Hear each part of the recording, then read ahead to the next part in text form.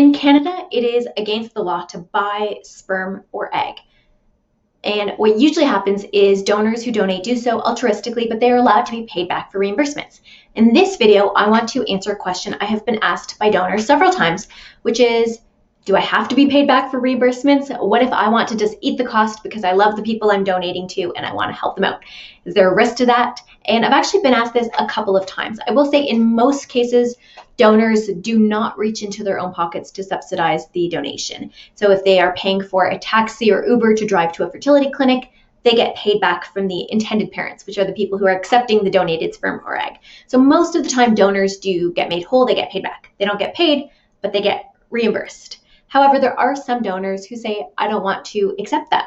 So recently I had one donor who said, I don't want to be paid back for the flight because you know what? Yes, I did have to fly, but I made the most of it. I saw other people that I know in the area, kind of turned it into a trip for myself. I don't want to be paid back for that flight. Is that okay? Or is that somehow creating any kind of risk? Is that a problem? And the answer is that's not a problem. Donors are free to reach into their own pocket and help.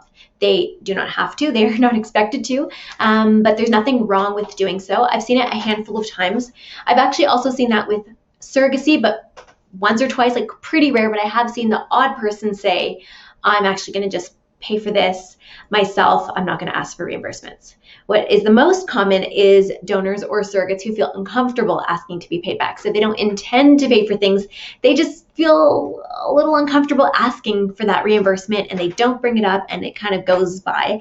And so that's actually where intended parents, through the contract and through whatever system they have in place, whether that's an agency or a plan that they're going to have receipts uploaded to cloud storage where they all have access, have some kind of system in place so they see what they're actually being asked to reimburse, and it kind of takes away the need to ask if you have a system in place that doesn't involve the direct ask. But the short of it is people who donate eggs and sperm are allowed to say, I'm going to eat the cost, I don't need to be paid back, and that is not a problem. So that's it for this video. I hope you learned something new, and I'll see you in the next one.